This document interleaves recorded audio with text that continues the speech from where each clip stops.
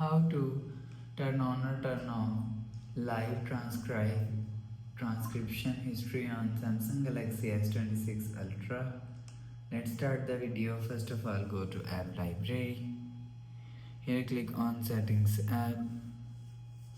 Now in Setting, scroll down and click on Accessibility.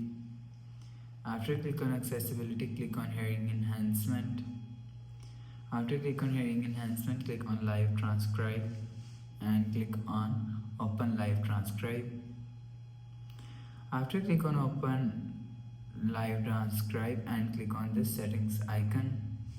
After click on this settings icon, you will see transcription history is here. If you want to turn on transcription history, so turn on this button. After turn on this button, you will see transcription history is turned on. If you want to turn off transcription history, so turn off this button. After turn off this button, you will see transcription history is turned off. You will turn on or turn off transcription history from here. After the process, go back to home screen. So that's how you can turn on or turn off live transcription history on Samsung Galaxy S26 Ultra. If you like the video, please subscribe. Thanks for watching.